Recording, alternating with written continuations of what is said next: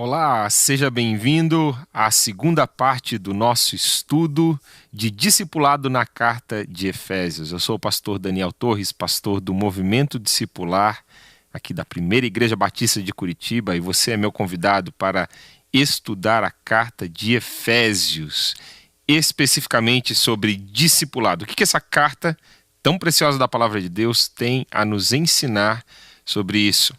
Nosso primeiro encontro, nós focamos no final do trecho do capítulo 3, aquela oração do apóstolo Paulo que nos fala como devemos viver as 3 marcas da identidade de um cristão. Um cristão, ele deve viver pelo poder do Espírito Santo de Deus, no amor de Cristo, para a glória de Deus. E hoje nós vamos nos concentrar no capítulo 4, falando para você aqui um pouquinho sobre a estrutura da carta de Efésios, refrescando a tua memória sobre aquilo que vimos já na primeira parte desse estudo. O livro de Efésios, ele foi uma carta escrita pelo apóstolo Paulo durante o seu primeiro emprisionamento na cidade de Roma. E durante esse emprisionamento, Paulo escreve a carta de Efésios, a carta de Colossenses, a carta de Filemão, e provavelmente essas cartas foram enviadas ao mesmo tempo para aquela região do mundo, para aquela região da Ásia. E essa carta de Efésios, algumas pessoas até, alguns teólogos até sugerem que essa tenha sido uma carta circular, uma carta que ela, primeiro, seu destino inicial foi na carta de Efésios, mas ela também passou por outras igrejas, e ela tem essa marca de não ter no final da carta muitas menções a nomes pessoais de uma igreja. Então, isso é uma das possibilidades, das teorias, o porquê que essa carta ela contém uma teologia que abrange e uma aplicação que abrange todas as igrejas daquela região do mundo.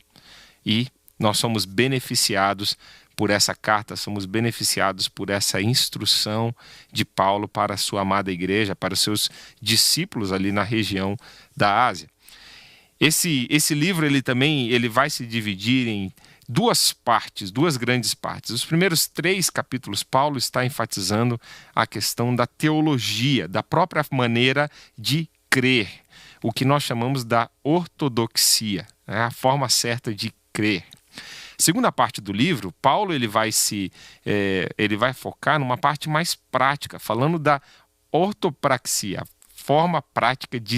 a forma certa de se praticar as verdades do Evangelho. Então, a primeira parte dá alicerce para a segunda parte. E falei com você que está aqui ouvindo, participando conosco, que nós vamos nos concentrar durante essas próximas semanas na segunda parte do livro de Efésios.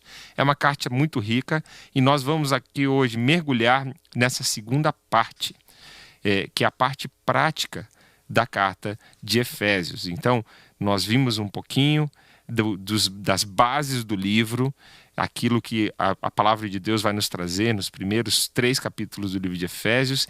Encerramos com aquela oração no final do capítulo 3 e hoje nós vamos mergulhar nos contextos e nas aplicações práticas para o discipulado, baseado no capítulo 4, 5 e 6 de Efésios. Olha só a divisão que eu estou propondo para você aqui. Só um comentário interessante de Wisby sobre a carta de Efésios. Ele fala: todas as cartas de Paulo contêm um belo equilíbrio entre doutrina e ação. E Efésios é um exemplo perfeito disso, falando esse balancear entre a ortodoxia e a ortopraxia. Então vamos lá, eu quero te levar a refletir aqui sobre algumas coisas, as formas que eu vejo a divisão desses próximos capítulos do livro de Efésios. Então, são 4 divisões maiores e que nós vamos investir cada semana estudando uma dessas divisões. Primeira divisão que nós vimos aqui é viva em unidade. Do capítulo 4, versículo 1 ao versículo 16, nós vemos que a ênfase é viver em unidade. Segunda ênfase é viva em pureza. ali começando do capítulo 4, no versículo 17, indo até o capítulo 5, versículo 17. Um capítulo inteiro ali, né, do 17 ao 17, do capítulo 4 ao capítulo 5, falando sobre pureza. Terceira divisão, viva em harmonia. Capítulo 5, do versículo 18, até o capítulo 6, versículo 9. E a última é viva em vitória. Aquela ilustração excelente de Paulo sobre a armadura de Deus, capítulo 6, versículo 10 ao versículo 24. Pegou aí? Anotou? Esses são as divisões grandes do livro de Efésios, essa segunda parte. Interessante que a ênfase, cada uma dessas sessões, ela vai ser dividida, ela vai ser introduzida com uma ordem do apóstolo Paulo. E ela vai ter esse termo aqui, em cada uma dessas sessões. Viva é a palavra que os tradutores usaram para a língua portuguesa, dá esse sentido realmente de você estar vivendo a sua vida dessa forma. Também no inglês, eu gosto da forma que é traduzido no inglês, e eles usam a palavra andar. Então é viver nesse sentido de como é a direção da sua vida, direcionar a sua vida com essas virtudes, com essas qualidades. Eu gosto também desse termo, ande em unidade, ande em pureza, ande em harmonia, ande em vitória. Acho interessante que usar esse verbo andar me lembra também daquela ilustração que Jesus nos traz sobre a vida cristã, falando que tem um caminho curto e tem um caminho largo. O caminho curto ele é o mais difícil, é o caminho que trilha para a vida eterna. E o caminho largo é aquele caminho onde a sociedade anda, onde a maioria das pessoas andam, e ele vai acabar na destruição eterna. Portanto, essa ideia de andar em unidade, andar em pureza, andar em harmonia, andar em vitória, me ajuda a entender qual é o caminho que eu devo trilhar, esse caminho estreito, o caminho que Jesus me disse. Então vamos lá, vamos mergulhar aqui no Viva em Unidade hoje. Olha só, queria trazer para você exatamente essa questão do caminho estreito e lembrar para você esse texto do Senhor Jesus, que nos mostra essas qualidades de Efésios, capítulo 4, versículo 1 ao versículo 6. Eu vou ler com você. Se você está com a sua Bíblia aí, é hora de você abrir lá em Efésios, capítulo 4, versículo 1 ao 6. Eu quero ler com você e dali refletir como que nós podemos andar em unidade de acordo com esse texto da palavra de Deus. Efésios 4, 1 ao 6 vai dizer assim: por isso eu, como prisioneiro no Senhor, peço que vocês vivam de maneira digna da vocação a que foram chamados, com toda a humildade e mansidão, com paciência, suportando uns aos outros em amor, fazendo tudo para preservar a unidade do Espírito no vínculo da paz. Há um só corpo e um só Espírito, como também é uma só a esperança para a qual vocês foram chamados. Há um só Senhor, uma só fé, um só batismo, um só Deus e Pai de todos, o qual é sobre todos, age por meio de todos e está em todos. Esse daqui é o primeiro trecho que nós vamos ver essa questão da unidade muito forte nesse texto. E não sei se você reparou, mas as primeiras virtudes que Paulo ele vai citar ali, humildade, mansidão, quando eu estava lendo isso, eu lembrei daquele texto que Jesus nos convida a ir para perto dele, em Mateus 11, 28 e 29. Você pode abrir lá também. Esse me parece um texto paralelo.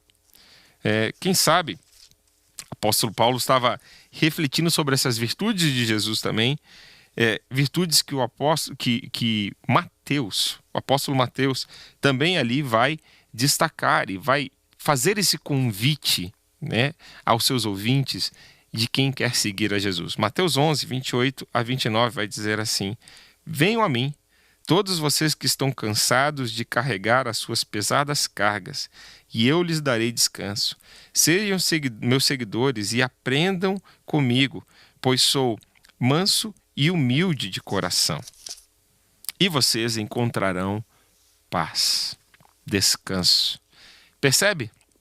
Mansidão, humildade, são virtudes que nós encontramos em Jesus e que nós encontramos também aqui como base dessa vida em unidade que Paulo está nos chamando.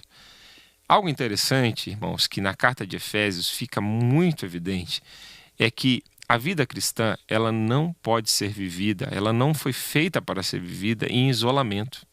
Você não consegue viver a vida cristã como um único indivíduo, como um único cristão, sem ter a conexão com o corpo de Cristo. Todas essas instruções que nós vamos tratar aqui durante essa série, que está baseado no livro de Efésios, aquilo que Efésios diz, são aplicações relacionais, são coisas que precisam ser vividas no corpo de Cristo. Por isso, se você está discipulando alguém que não entende a necessidade, talvez, de estar ligado com o corpo de Cristo, ou é resistente a isso, ou tem dificuldades de entender como a fé cristã, esse convite de Jesus, ele é um convite individual, ele atinge você enquanto indivíduo, é uma decisão pessoal, mas a consequência se desdobra na coletividade. Você faz parte, sim, do corpo de Cristo. Quando você é um cristão, um seguidor de Jesus, você é inserido na família de Deus. E essa família de Deus é a igreja. Não tem como você fazer parte de Jesus, você ser um seguidor de Jesus e não fazer parte da igreja de Jesus. Simplesmente é incoerente com aquilo que a palavra de Deus vai nos dizer. Então, se você que está me ouvindo hoje, se você que está assistindo aqui essa aula, essa reflexão no livro de Efésios, e você está desconectado do corpo de Cristo, você se considera um discípulo de Jesus, você está caminhando com Jesus, você está tendo a sua devoção com Deus, você está tendo a sua busca de Deus, né? Na sua casa, no seu carro, onde você está, reflita sobre isso. Deus te chamou para viver em comunidade, uma comunidade de fé. Mesmo que pessoas te decepcionem, mesmo que pessoas tenham te magoado de alguma forma, mesmo que você sabe que a igreja ela não é perfeita, mas toda essa descrição no livro de Efésios, ela vai nos mostrar que Deus fez a igreja para reunir toda a família de Deus. Todos os discípulos de Jesus estão reunidos na igreja. Então, esses conselhos eles vão fazer sentido à medida que você está tentando vivê-los nessa coletividade, que você está tentando viver isso no meio da família de Deus. Percebem que ele está falando aqui de humildade, mansidão, aí ele vai falar de paciência, ele vai falar suportar uns aos outros em amor. Por que ele está falando de suportar uns aos outros em amor? Exatamente porque é importante você estar vivendo esse uns aos outros da Bíblia, que um desses está aqui destacado nesse texto. Suportem uns aos outros em amor. Olha só o que ele vai dizer mais. Como isso é importante quando nós estamos vivendo em comunidade. Ensina isso para a pessoa que você está caminhando, que você está discipulando. Faça tudo para manter a paz. Seja um promotor da paz, né? A Bíblia vai dizer, né, nas bem-aventuranças, bem-aventurado os pacificadores, pois eles serão chamados filhos de Deus. Olha só que interessante. A Bíblia linka esse aspecto de ser um pacificador como ser reconhecido um filho de Deus, por fazer parte da família de Deus.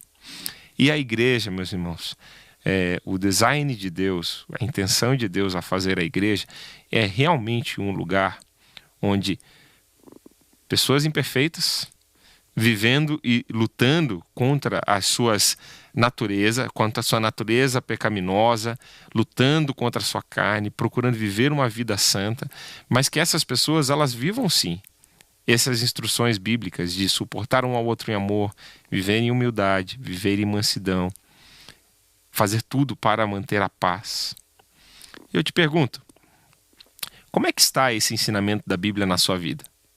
Como é que está esse ensinamento da Bíblia na sua igreja, no lugar onde você congrega? Como é importante que tudo seja feito, né, para a glória de Deus, tudo seja feito para a edificação mútua. E aqui estão bases de como que a gente pode viver essa vida no corpo de Cristo.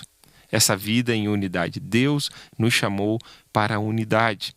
E unidade é difícil de se conseguir. É difícil mesmo com aqueles que você mais ama, da sua família, pessoas que compartilham tudo com você, não é verdade? Como está sendo difícil manter a unidade em tempos como esses que nós estamos vivendo. Se você está ouvindo essa gravação aqui em outro momento da história, nós estamos vivendo um momento de quarentena. Eu estou fazendo registro ali, nos meus registros, estamos no dia 121 da quarentena aqui em Curitiba. Então, é um desafio você manter a paz, você manter a unidade, mas essa é a missão de Deus. Como que você vai fazer isso? Procurando ser humilde, manso, paciente, buscando essas virtudes na sua vida, conservando a paz, tudo que depende de você, né? Suportando uns aos outros em amor. Isso que a palavra de Deus nos orienta. Interessante a conexão. Já expliquei para você que o livro de Efésios e o livro de Colossenses tem muitos paralelos, até porque provavelmente Paulo estava escrevendo essas duas cartas ao mesmo tempo, e os mesmos assuntos deviam estar na mente dele, as mesmas instruções daquilo que ele precisava. Lógico que o linguajar é diferente, a estrutura da carta é diferente, mas olha como Colossenses 3, o versículo 12 ao versículo 15, parece muito com essas instruções aqui da carta de Efésios. Colossenses 3, 12 a 15. Vou ler para você. Preste atenção naquilo que diz o livro de Colossenses 3.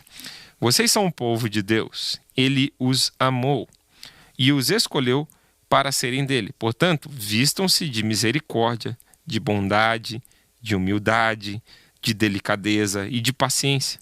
Não fiquem irritados uns com os outros e perdoem uns aos outros, caso alguém tenha alguma queixa contra outra pessoa. Assim como o Senhor perdoou vocês, perdoem uns aos outros. E acima de tudo, tenham amor, pois o amor une perfeitamente todas as coisas, e que a paz que Cristo dá dirija vocês nas suas decisões, pois foi para essa paz que Deus os chamou, a fim de se tornarem um só corpo. Percebe? Parece versículos ampliados dessa instrução inicial do apóstolo Paulo, não é verdade? Aqui no capítulo 4. Eles vão apontar para o mesmo sentido. Procure viver essa unidade. Vamos adiante. E deixa eu explorar com você os próximos versículos que são muito ricos e belos aqui da palavra de Deus. Bom, eu também estou, ao mesmo tempo que sou pastor aqui na Primeira Igreja Batista de Curitiba, eu também sou estudante de teologia, estou fazendo um doutorado.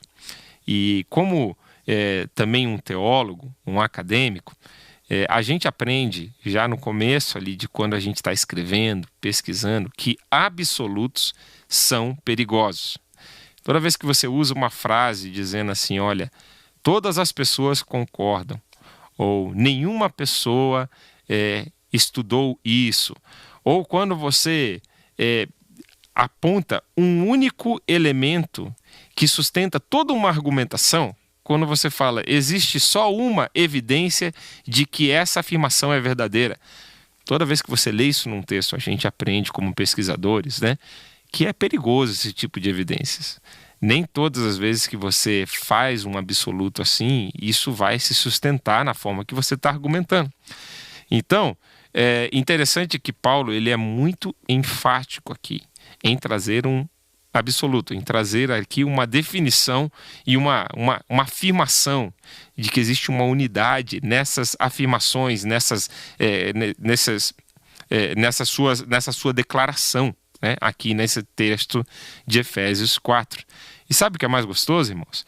É que essas afirmações, esses absolutos, são absolutos que nós podemos confiar. Olha só o que Paulo está dizendo aqui. Ele está dizendo que existe um só corpo espiritual. Podemos confiar nesse absoluto. Existe somente um corpo, que é a igreja de Cristo Jesus. E nós podemos saber que não existem duas instituições que representam Jesus. Todos nós, mesmo em denominações diferentes, se confessamos Jesus como o Senhor, como o Salvador, se cremos na palavra de Deus como palavra inspirada de Deus, como alguns dos pilares dessa crença, dessa fé cristã, nós sabemos que participamos de um mesmo corpo. Sabemos que existe um só Espírito. Paulo ele vai destacar no capítulo 2 dessa mesma carta como que Deus ele uniu gentios e judeus em um só corpo.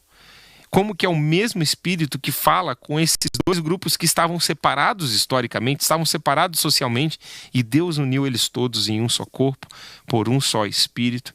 E é a mesma coisa que se aplica aqui. Existe só um Espírito, o Espírito de Deus que nos guia a toda a verdade. Terceira afirmação de Paulo é que existe uma só esperança. Da mesma forma que existe só uma igreja, da mesma forma que existe só um Espírito, também existe um só céu e uma só esperança, que é a esperança de estarmos com Cristo Jesus na glória um dia. Essa é a única esperança que importa. Em tudo é para lá que nós estamos andando. Como peregrinos, estamos andando para essa esperança, alcançar essa esperança. Existe um Senhor, o Senhor Jesus Cristo. Ele é o Senhor de todas as coisas. E todas as coisas foram feitas por Ele e para Ele. É isso que a palavra de Deus vai nos ensinar. Existe uma só fé. A fé na pessoa de Jesus Cristo. Somente essa é a fé que importa de acordo com aquilo que a palavra de Deus vai nos dizer. É uma fé única na pessoa de Jesus Cristo que nos traz a salvação e a esperança. Existe um só batismo. E é interessante aqui, quando nós estudamos na Bíblia, e quando está falando de dois batismos, né? Às vezes quando nós vamos estudar a forma que outras igrejas vão dividir o batismo nas águas e o batismo no Espírito Santo, aqui a Bíblia ela é enfática em dizer que existe um só batismo. Né? E ele está falando exatamente desse momento de do encontro com Jesus. E olha só, ele continua ali nos absolutos falando: Deus é Pai de todos, Ele está sobre todos, Ele age por meio de todos, Ele está em todos. Afirmações bem categóricas sobre esse texto da palavra de Deus, afirmativas bem firmes dessa fé que nós temos. Achei interessante brincar com esses absolutos no bom sentido, né? Combiná-los para ver como a Trindade está por trás desse texto de uma forma linda e nos trazendo a essa unidade. Nós podemos ter unidade porque existe só um Senhor, existe só um batismo, existe só uma fé, uma só esperança, uma só igreja, só é a unidade, e mostra como nós precisamos estar unidos, porque todas essas verdades, elas realmente representam essa unidade do reino de Deus. Olha só como que a gente pode colocar essas coisas juntas e ver essa unidade em prática e também nos mostrando a Trindade. Deus Pai é a razão de sermos uma só família, um só corpo, como diz ali o texto, não é verdade? Jesus Cristo, Deus Filho, é a razão da nossa esperança, da nossa fé e do nosso batismo. Olha como Jesus, ele une essas categorias. Nós temos a esperança que ele virá nos buscar, a fé genuína em Jesus Cristo e o batismo que fazemos por fé na sua obra salvífica. E olha só, o Espírito Santo é a razão de sermos um só corpo. Ele nos une enquanto família de Deus. John Stott ele vai colocar dessa forma: existe apenas uma família cristã, apenas uma fé cristã, esperança e batismo, e apenas um corpo cristão, porque existe apenas um Deus Pai, Filho e Espírito Santo. Essa unidade é algo tremendo aqui que nós vemos na carta de Efésios. E aí nós vamos agora observar que Deus ele planejou essa unidade em meio à diversidade. Porque a segundo trecho da sessão que nós vamos estudar hoje, do versículo 7 ao versículo 16, ele vai mostrar para a gente que é possível ter unidade mesmo havendo diversidade. E os dons do Espírito, eles entram aqui nesse texto para nos mostrar como Deus planejou fazer um só corpo de várias partes diferentes. Nós somos diferentes entre nós. E nós precisamos uns dos outros para alcançar essa unidade com Deus. E Deus colocou no meio da sua igreja os dons para nos unir, mesmo sendo diferentes. As duas coisas não são incongruentes, pelo contrário, elas nos ajudam a crescer com Deus. Eu quero ler com você, primeiro, do versículo 7 ao versículo 10, e depois do 11 ao 16, onde nós vamos ver mais claramente a parte dos dons. Acompanha comigo, Efésios 4, do 7 ao 10. E a graça foi concedida a cada um de nós, segundo a medida do dom de Cristo. Por isso diz, quando ele subiu às alturas, levou cativo o cativeiro e concedeu dons aos homens. Ora, o que quer dizer ele subiu? Senão que também havia descido até as regiões inferiores da terra? Aquele que desceu é também o mesmo que subiu acima de todos os céus, para encher todas as coisas. Bom, só fazendo essa transição aqui, Paulo ele vai falando dessa distribuição dos dons que é dada por meio da graça de Deus e do seu poder. E nós vamos, logo, quero compartilhar com você aqui uma definição dos dons, fique ligado.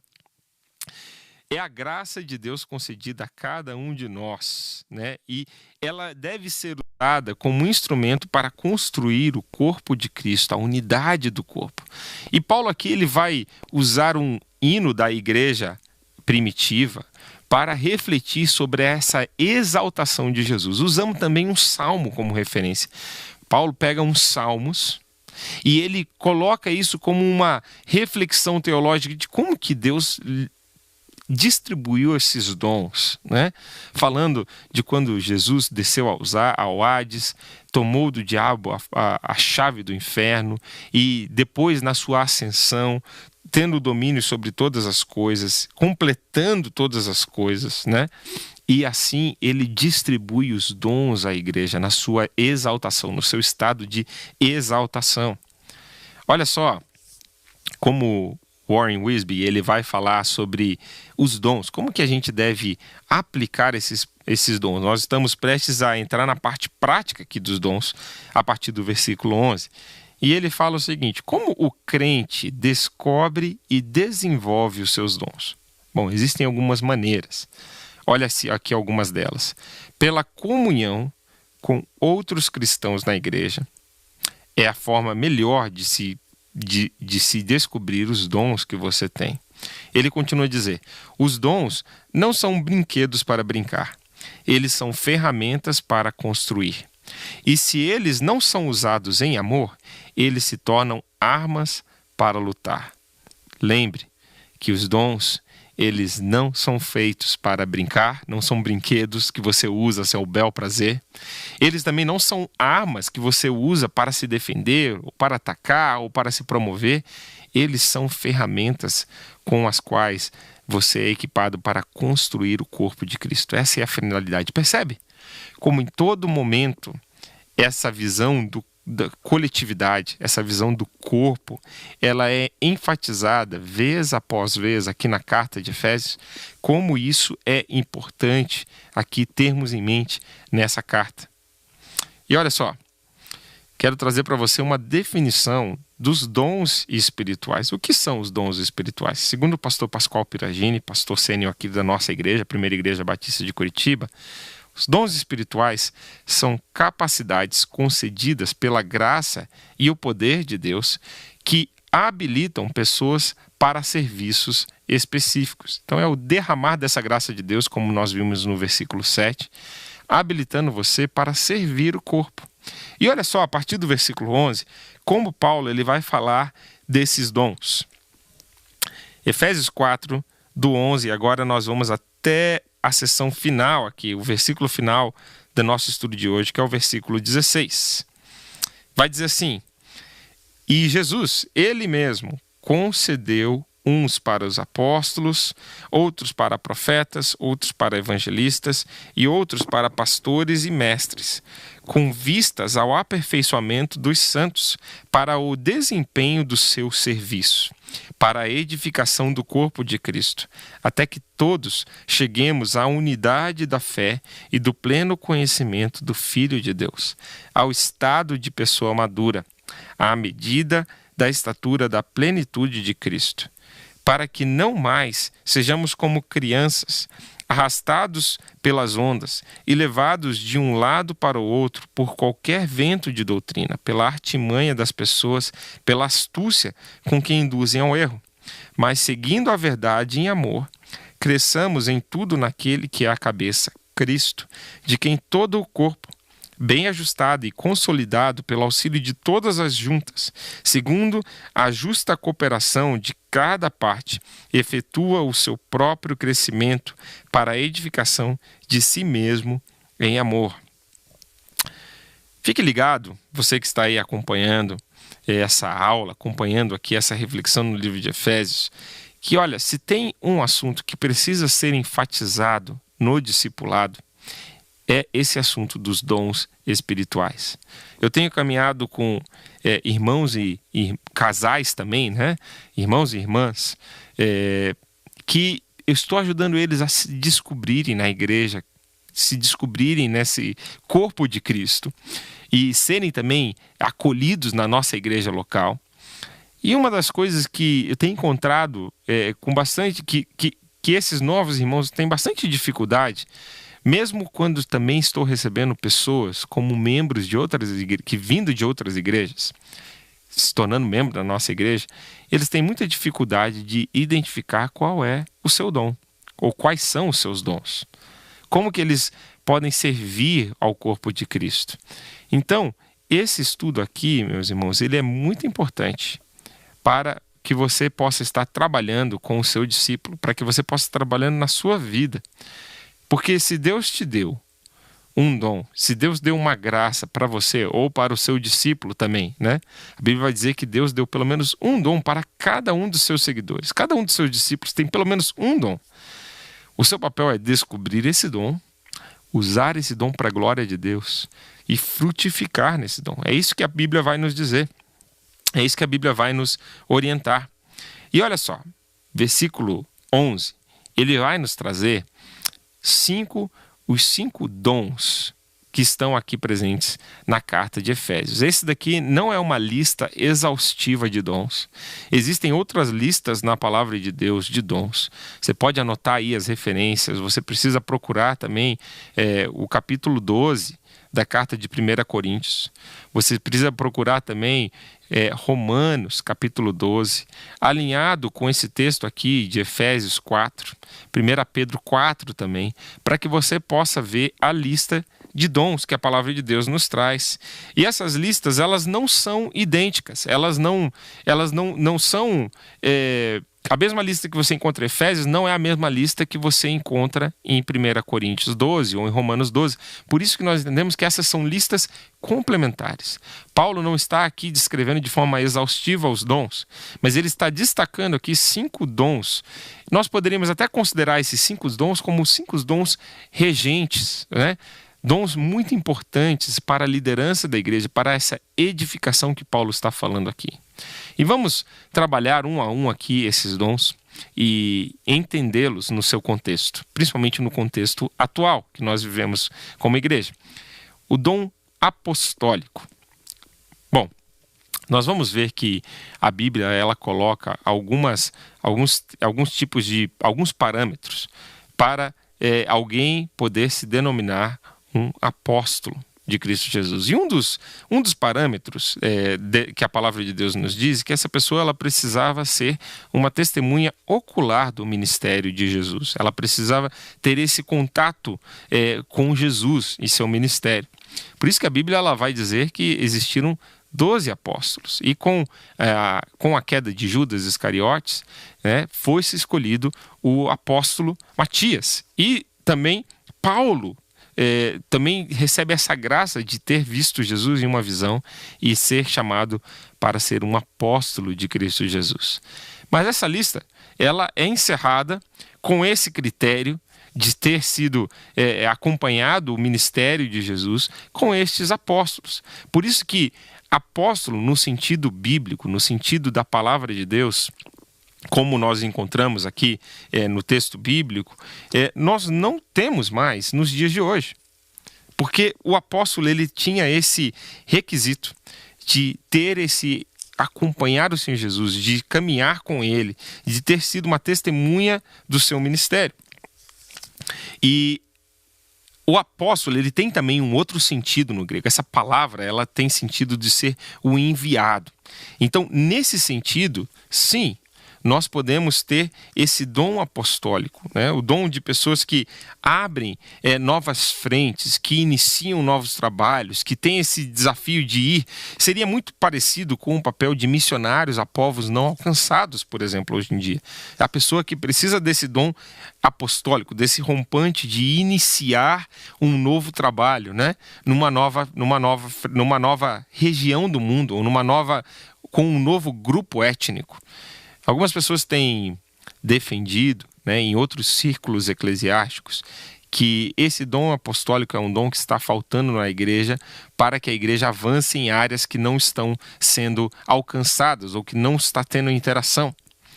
Nesse sentido, sim, meus irmãos, o dom apostólico ele continua em vigor, como um dom do envio, como uma pessoa que você pode enviar, que você pode ser enviada por Deus, como um missionário, vamos dizer assim. Agora, temos que ter muito cuidado quando esse dom ele é usado como uma atribuição de poder e de autoridade. Então, muitas vezes na igreja cristã hoje em dia, nós vemos que esse é usado como um título de poder, como um título para se colocar acima de outras lideranças eclesiásticas. E nesse sentido, a palavra de Deus ela não nos autoriza a usar esse dom apostólico. Portanto, esse é um dom que a gente precisa entender ele com muito cuidado, entender que do contexto bíblico não é possível mais ter a aplicação que se tinha nos textos bíblicos, mas esse dom ele continua a serviço do corpo no sentido de ser esse dom que nos move a ir a lugares onde o evangelho ainda não tocou, o dom do que o missionário precisa também para que ele vá a lugares onde o evangelho ainda não alcançou aquelas nações, aqueles povos ou grupos étnicos, mesmo onde a gente vive, em países que tenham o evangelho no seu berço. O dom profético. Dom profético é um outro dom interessante, porque da forma que o dom profético ele era trabalhado no Antigo Testamento e mesmo no Novo Testamento, os profetas eles tinham essa autoridade de falar em nome de Deus. Aquela frase profética, assim diz o Senhor. E aquilo se tornava a palavra do próprio Deus, inspiração do próprio Deus. Bom, quando nós temos a palavra de Deus inspirada, o Antigo e o Novo Testamentos, e cremos que essa palavra ela é suficiente, quando nós cremos que essa palavra ela é inspirada por Deus, e quando nós cremos que essa é a revelação de Deus para o ser humano, aqui está contida a revelação de Deus para o ser humano, nós entendemos que esse é o livro que nos traz a palavra de Deus para os nossos tempos. Portanto, também o dom profético, dessa forma que nós encontramos na palavra de Deus, ele não pode mais existir, porque senão a gente precisaria adicionar mais um livro aqui, se alguém estivesse falando a mesma altura daquilo que a palavra de Deus diz hoje em dia. Poxa, Daniel, mas você está me dizendo então que não existe mais um dom profético? Não estou dizendo isso. Eu estou dizendo que toda profecia, toda revelação vinda da parte de Deus nos nossos tempos, ela precisa estar subserviente, ela precisa estar baseada naquilo que a palavra de Deus diz. Se uma palavra de Deus ela contradiz, se uma profecia, uma revelação, ela contradiz aquilo que a palavra de Deus escrita, inspirada, diz, nós podemos descartar aquela revelação e palavra de Deus. E é por isso que nós temos tido dificuldades com seitas, heresias que nascem no meio da igreja, clamando uma revelação especial de Deus. Como a gente pode ver o livro dos Mórmons, por exemplo, né, como uma outra revelação, um novo evangelho de Jesus Cristo. E não existe esse tipo de revelação. A palavra de Deus é a palavra inspirada por Deus para o seu povo de todos os tempos. E é nessa palavra que repousa toda a autoridade para a revelação de Deus. Portanto, nós podemos confiar e nós precisamos checar quando uma revelação, uma profecia, um direcionamento é dado a nós, se ele está consistente com aquilo que a palavra de Deus diz. Portanto, o dom de profeta, ele é usado hoje em dia e ele deve ser usado, ele deve ser vivido no meio da igreja, trazendo revelação, trazendo orientação para o corpo de Cristo, trazendo direção para a igreja, mas sempre baseado naquilo que a palavra de Deus nos orienta. Esses são os dois dons que são difíceis de nós entendermos nesse contexto. Eles são dons que Efésios, capítulo 2, versículo 20, eles dizem que Deus usou para trazer o fundamento para a igreja. A igreja ela foi alicerçada nos ensinos dos apóstolos e dos profetas, dizendo desse caráter de revelação que o dom apostólico e o dom profético, da forma que a Bíblia nos orienta e da forma quando estavam na revelação bíblica, nos traz. Mas hoje em dia esses dons eles têm essa conotação de servirem a igreja com parâmetro na palavra de Deus, baseado naquilo que a palavra de Deus nos revela. O dom do evangelista também é um dom que serve à igreja na expansão do corpo. Todos nós somos chamados para evangelizar, todos nós somos chamados para compartilhar a palavra de Deus. Mas os evangelistas, eles são aqueles que têm essa capacidade específica de trazer a palavra de Deus de forma que pessoas são confrontadas. E Deus deu a essas pessoas uma habilidade para articular o evangelho, que de forma nenhuma deve eximir a mim e a você, se nós não temos o dom evangelístico, de compartilhar, de sermos testemunhas de Jesus. Deus nos chamou, todas as pessoas do seu corpo, apóstolos, profetas, evangelistas, pastores e mestres, para sermos testemunhas, arautos dessa mensagem. O dom de pastor também é um dom que ele inspira esse cuidado, essa orientação do corpo. Deus usou esse texto de Efésios 4:11 para me chamar para o ministério. E quando ele me chamou, ele salientou que ele estava me chamando para ser um pastor da sua igreja. Portanto, esse texto para mim é muito especial, porque desde o começo da minha caminhada cristã, Deus me chamou para o ministério usando esse texto. E o último, o dom de mestre. Aqueles que têm a habilidade, a facilidade, o amor pelo ensino das Escrituras e que isso se ressalta. Novamente, quero enfatizar com você que não é somente um dom que nós devemos nos ater. Existe um conjunto de dons e uma pessoa tem mais de um dom. E às vezes tem um dom que é preponderante, um dom regente. E um desses dons, aqui de apóstolo, profeta, evangelista, pastor, mestre, pode ser um dom regente na sua constelação de dons, podemos colocar assim, nas ferramentas que Deus te deu. Esse pode ser um dom que te ajude, né, na tarefa, na missão que Deus te confiou no corpo de Cristo. Bom, vamos adiante aqui. Eu quero falar com você tanto do propósito quanto da aplicação dos dons. São coisas muito especiais aqui que nós encontramos nessa carta de Efésios. Olha só, carta de Efésios ali, o versículo 12, versículo 13, vão nos mostrar por que Deus nos deu os dons. Por que Ele nos concedeu os dons? Primeira coisa que eu quero ressaltar para você é que ele fala que é para preparar o povo de Deus para o serviço cristão. E a palavra que ele usa ali é diaconia. A gente conhece aqui, se você faz parte de uma igreja batista, você sabe que uma das funções oficiais na igreja batista é a função do diácono. É esse que serve, chamado a servir, né? Essa é a tradução da palavra diaconia, serviço. Agora, Paulo está falando aqui não da função, mas ele está falando dessa qualidade, ele está falando dessa missão que nós todos temos, do serviço cristão. Todos nós somos chamados a esse serviço cristão. Qual é o serviço cristão? É você amar, é você se doar, é você se entregar nessa missão de cuidar do próximo. Todo cristão, ele deve ser preparado para esse serviço. Nós estamos trabalhando, todas as pessoas, toda a liderança, todos os líderes da igreja, precisam trabalhar para que pessoas possam crescer nesse serviço, para que pessoas se tornem ativas. Você percebe também, gente, como não é possível ser um cristão, um seguidor de Jesus, passivo, que esquenta banco, como a gente usa a expressão na igreja? Deus nos chamou para o serviço. Deus chamou você para agir, para estar tanto na sua comunidade de fé, quanto na comunidade da sua cidade, você está servindo em nome de Jesus. Lembra também quando a gente falou de dom, naquela linguagem das ferramentas para construir o corpo? Esse é a segunda finalidade, pela qual Deus confia dons a mim e a você, para edificar o seu corpo. São ferramentas para construir o corpo. E quando nós estamos trabalhando, empenhados nessa edificação do corpo, Deus vai usando o meu dom de pastoreio, Deus vai usando o seu dom do serviço, Deus vai usando o dom do outro irmão da administração para que o corpo seja edificado, para que o corpo cresça e que ele cresça com essa sustância, com esse equilíbrio, porque nós estamos trabalhando em unidade.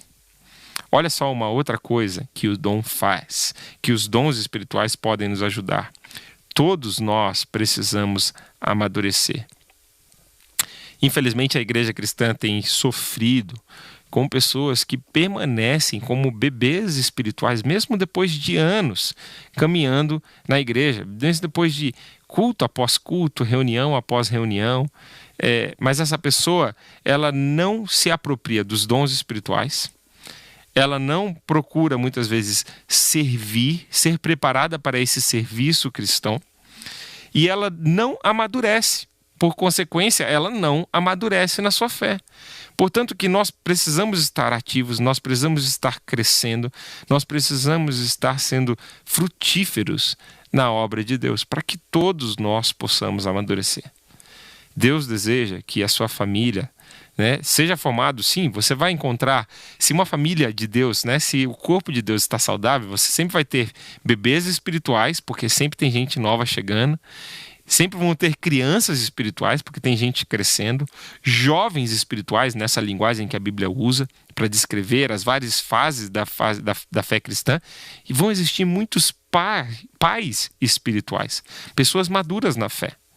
Agora, o que não pode acontecer, ou que não deve acontecer, meus irmãos, é um discípulo seu, ou mesmo você como discípulo de Jesus, permanecer como um bebê ou uma criança espirituais depois de anos na família de Deus. Deus quer que você cresça, Deus quer que você amadureça. É importante que você continue amadurecendo na sua fé. Quantas e quantas pessoas eu tenho encontrado, tenho conversado como pastor de discipulado, focado nessa área de discipulado, crentes há muito tempo, pessoas que cresceram na igreja, mas que não se sentem à vontade de discipular, de cuidar de uma outra pessoa. Se você se encontra nessa situação, não fique encabulado por causa disso.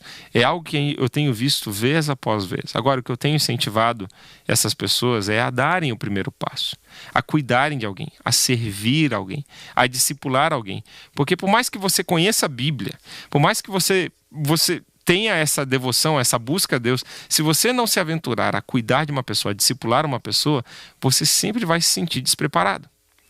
Pense na primeira vez que você atuou como na profissão que você se preparou para ser. Primeira vez que você, como pedreiro, foi construir uma casa. Primeira vez que você, eu como pastor, primeira vez que eu fui pregar. Se você é um médico, primeira vez que você foi fazer uma consulta. Primeira vez que você foi defender um caso como advogado. Professor, primeira aula que você deu. Você se sentia preparado para aquilo que você ia fazer? Tenho certeza que não. Se você é pai, como eu sou pai, você também vai entender que quando a paternidade chegou a nós também não nos sentimos preparados para sermos pais. É nessa experiência que nós vamos crescendo. E Deus quer que todos nós amadureçamos na nossa fé. Para que isso, gente? Um dos objetivos também é para evitar desvios e caminhos perigosos. Se nós permanecemos como crianças na fé, nós somos facilmente levados por todo o vento de doutrina, como diz esse texto aqui. Somos enganados, não tem firmeza a nossa fé, não tem raiz profunda naquilo que nós cremos. Por isso que nós precisamos crescer na fé e no conhecimento de Cristo Jesus.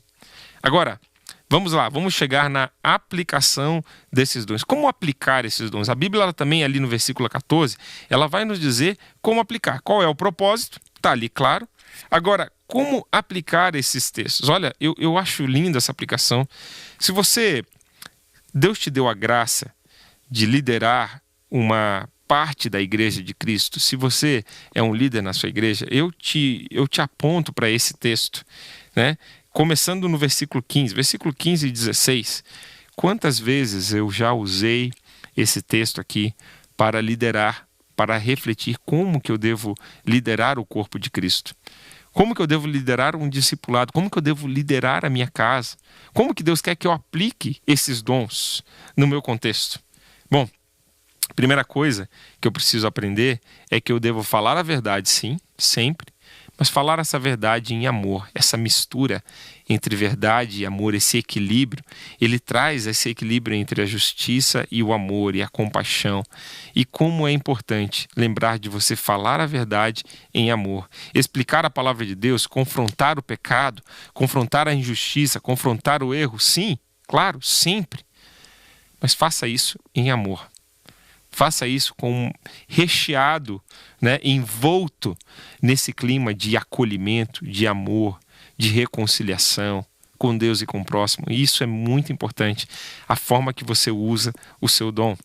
Eu lembro que o pastor Pascoal, uma vez, ensinando a gente sobre como pregar a palavra, no seminário ainda, quando eu estava estudando para ser pastor, ele falou, olha, procure confrontar as pessoas, procure exortar as pessoas a mudarem, mas não use uma linguagem condenativa, porque isso vai repelir as pessoas daquela exortação muitas vezes. As pessoas elas vão se sentir confrontadas e vão talvez fugir emocionalmente daquela confrontação.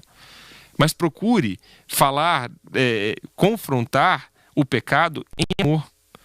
Procure usar uma linguagem não condenativa somente, mas uma linguagem que a pessoa entenda que ela pode alcançar essa graça de Deus em Cristo Jesus. E o amor, ele nos ajuda a cumprir isso.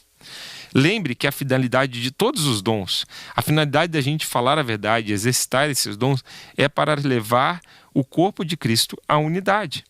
Se você está usando o seu dom, seja o dom de você profetizar, seja o dom de você evangelizar, seja o dom de você ensinar, mas se você está usando isso para dividir o corpo de Cristo, meus irmãos, lembre que você não está usando o seu dom da forma correta. O dom, ele deve servir o corpo. Ele é uma ferramenta para construir o corpo. E Deus um dia nós vamos prestar contas desse dom a Deus. Então, se você serve para a unidade do corpo de Cristo. Se você administra para a unidade do corpo de Cristo. Se você exorta alguém, exorte essa pessoa em amor para a unidade do corpo de Cristo. Todas as coisas precisam ser feitas para a unidade do corpo de Cristo.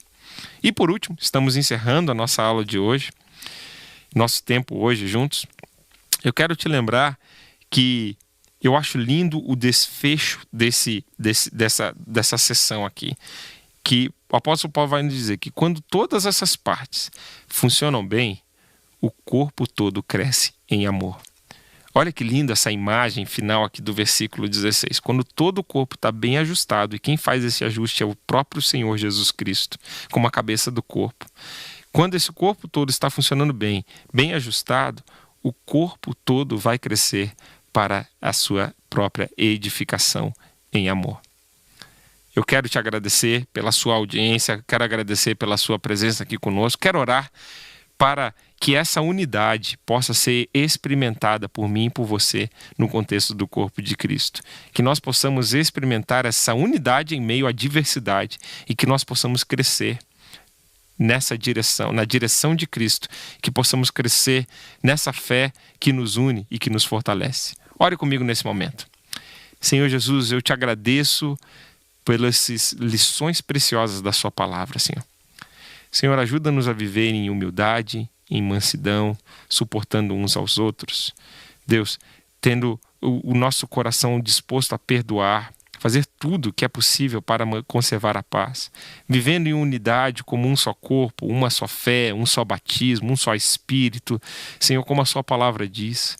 Ajuda-nos também, Deus, a usar os nossos dons, os dons que o Senhor nos deu, a graça que o Senhor nos confiou, para a edificação do seu corpo. Senhor, como ferramentas, e não como brinquedos ou não como armas, mas como ferramentas, ó Deus, para a construção do seu corpo. Ajuda-nos a amadurecer na nossa fé, ajuda-nos, ó Deus, a preparar